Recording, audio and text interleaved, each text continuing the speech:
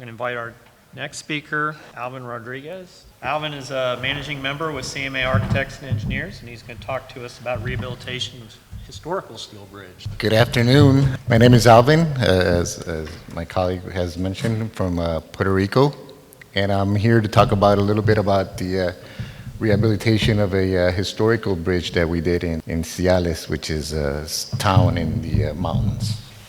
I'm going to talk to a little bit about the team, the location, which is kind of unique, the historical relevance, rich description, and some of the analysis that went into determining to rehabilitate the existing bridge, and some of the considerations that we took into place.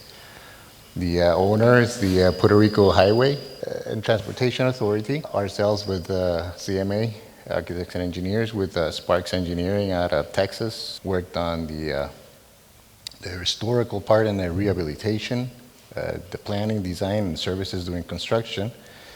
The inspection was done in-house by the Department of Transportation and the contractors that were involved, CD Builders and Cholo on site. The bridge goes across the Rio Grande de Manatí.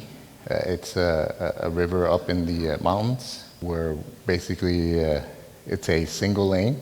The nature of this bridge is basically, it was a historical bridge built in 1905. It's about 116 years old. It's in the State Historic Preservation Office, so it is considered a historical bridge, all the paperwork submitted.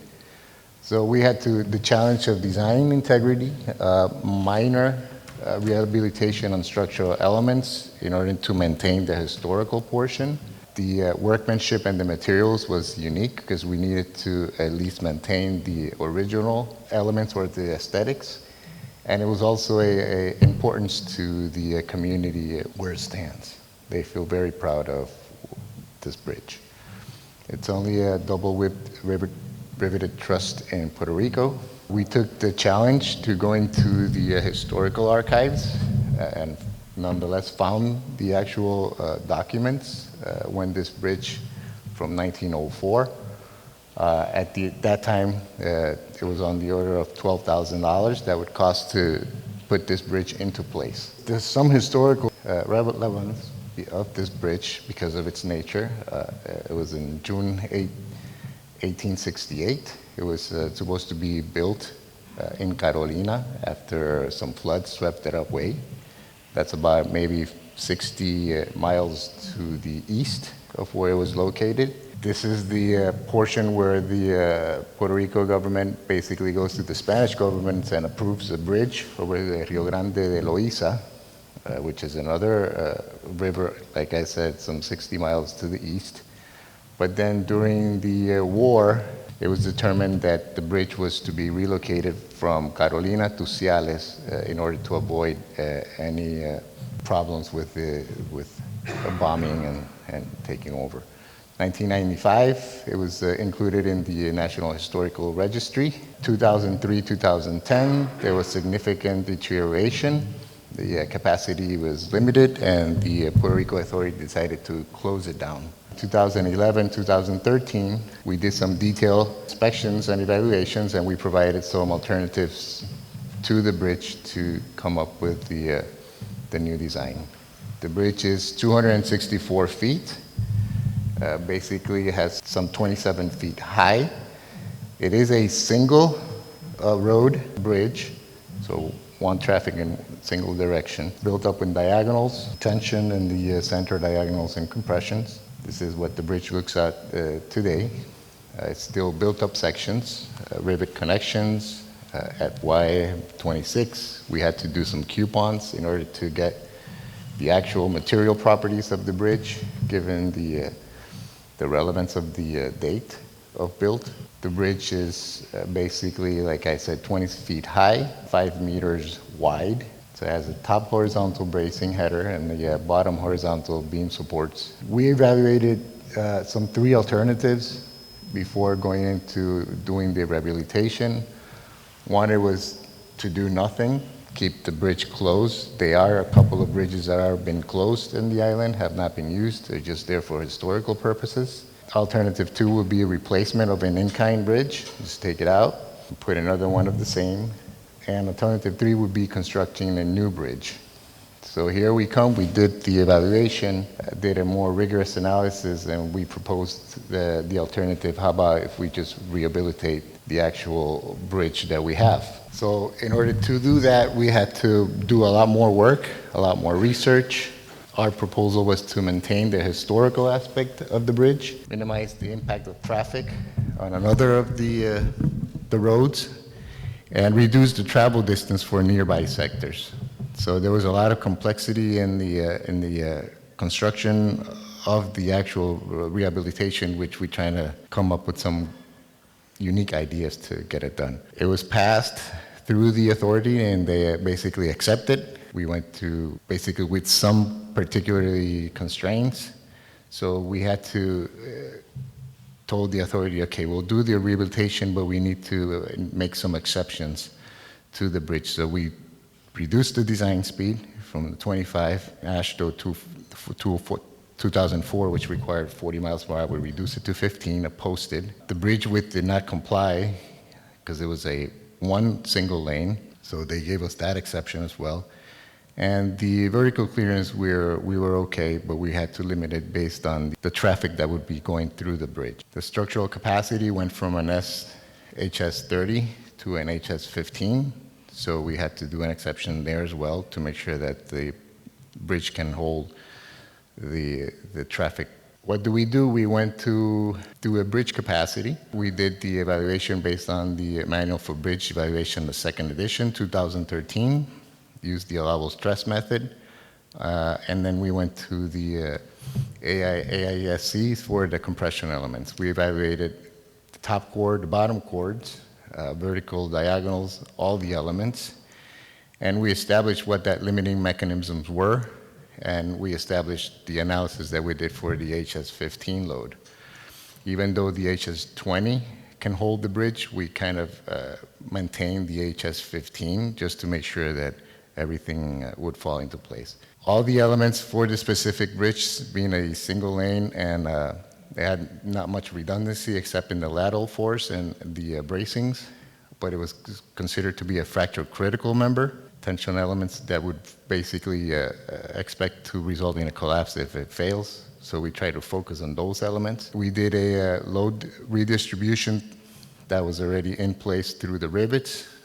We sold that crack propagation was not possible, and the redundancy based that there were a pair of diagonals in place. So with that said, everything was given the go-ahead to do the rehabilitation. We went to the load rating analysis. They evaluated each portion of the bridge elements.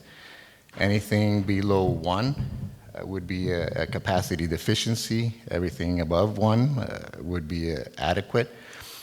But if it's in bad condition, we will rehabilitate it. So if it was under a rating factor below 1, we would need to reinforce by adding additional elements to increase the capacity. And if it was above, the capacity was good, but if it was a bad condition, we would rehabilitate. We did it for an inventory rating, so safe life load, indefinite vehicle use, and minimum maintenance. And we did it for an operating rating, which is maximum life load, limiting vehicle use, and frequent maintenance. We did all the elements, bottom chords, tension elements for the HS15. Again, we did evaluation for HS15 and 20, but we decided to go with the 15. There was a lot of damages, perforation on the bottom flange, missing rivets, so it was in pretty bad shape. We did a rating. The inventory was below 0.5, below 1, so a 0.5 value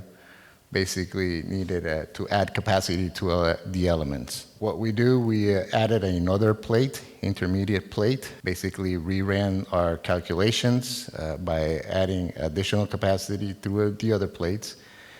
We left the existing damaged plate in place and basically did not depend on it, and added a concrete, basically topping to top to just to drain the area so we would not have any puncture holes due to corrosion in near future. The rating was increased to 384. The top cords were also rehabilitated. We did a rating factor for inventory was below 1.57. There was top cord flange buckling, loss of sections due to the corrosion. So what we did was we added channels on the inside. It was very important not to lose the aesthetic of the bridge. So right now, if you look at the photo, you do not see the actual steel sections that we added, the 12 by 30s, because they're on the inside.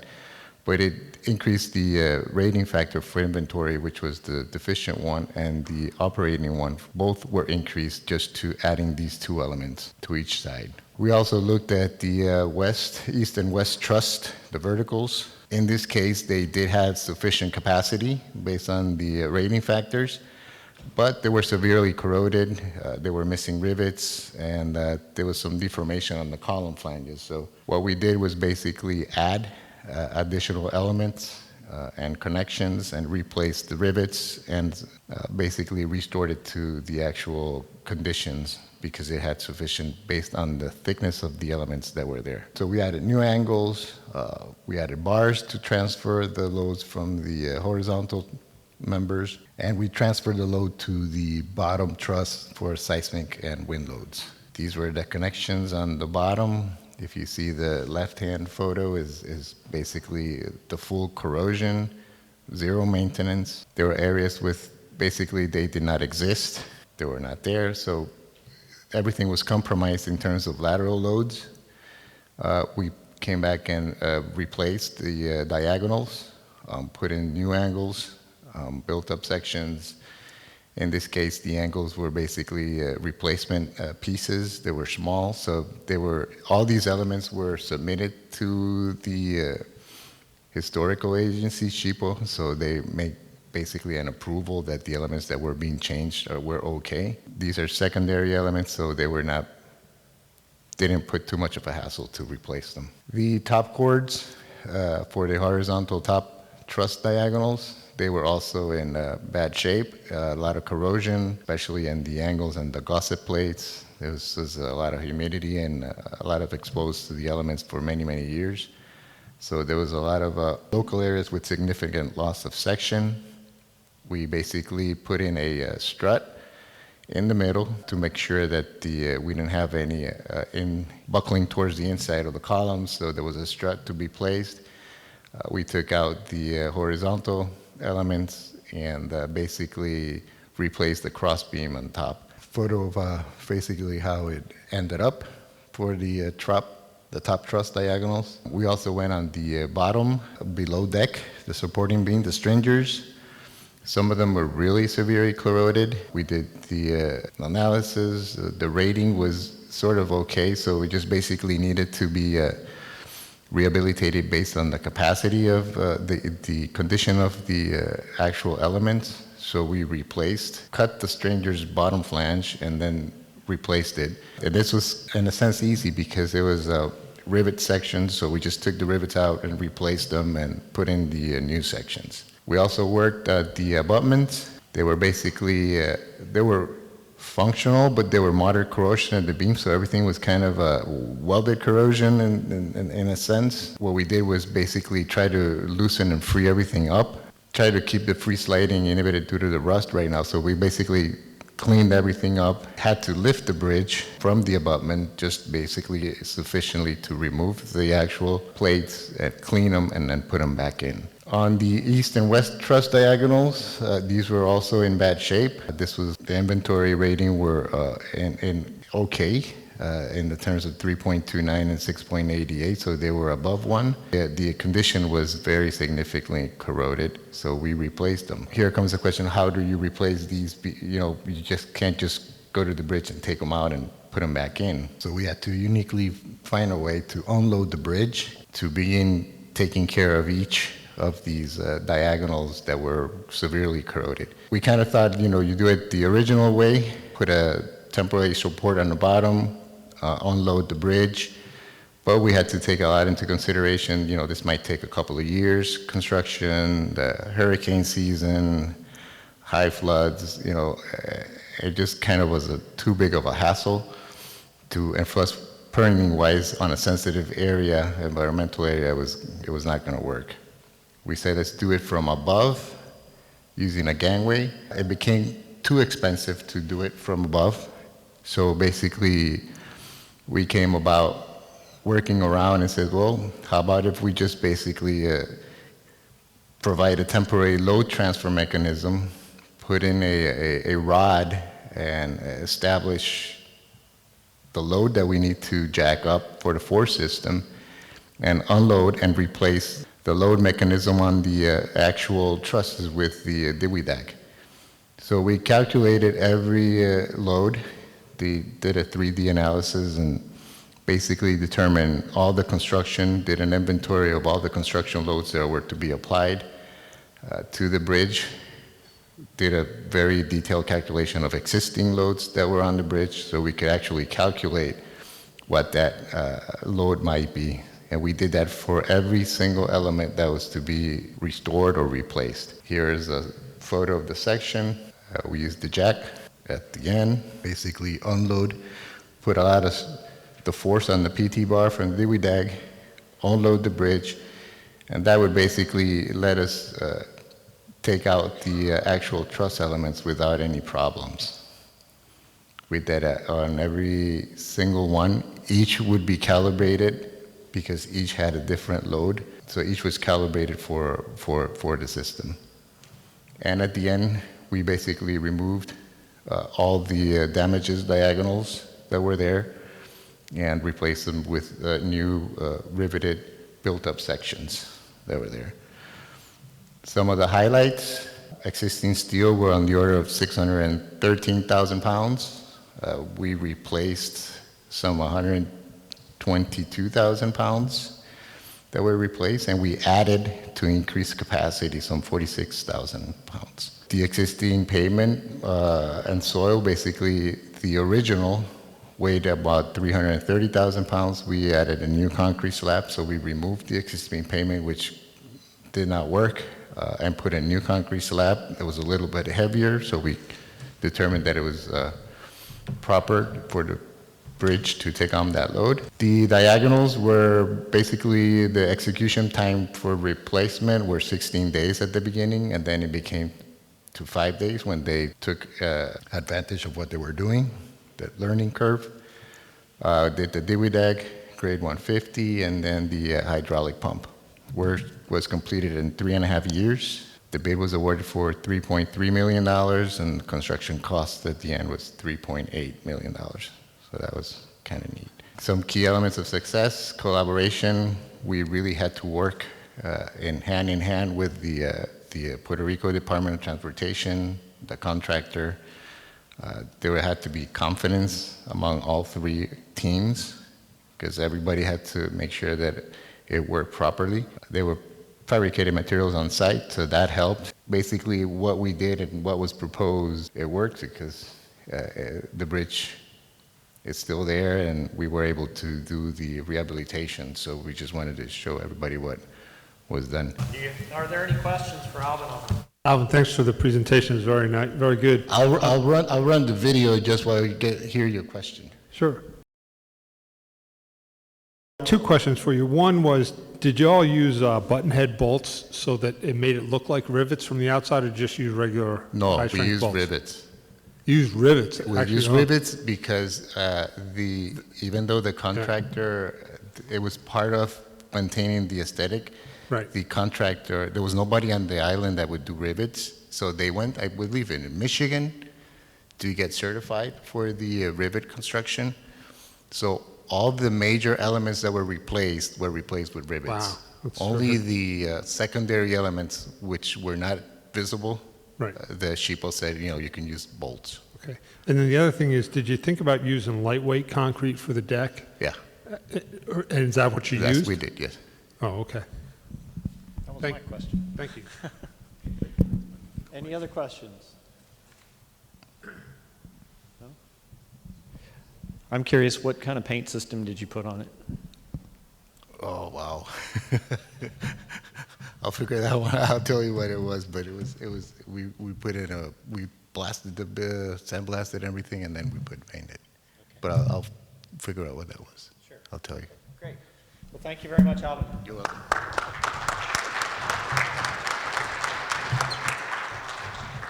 The preceding was produced by the National Center for Pavement Preservation. More information can be found on the web at pavementpreservation.org. Additional support provided by Michigan State University.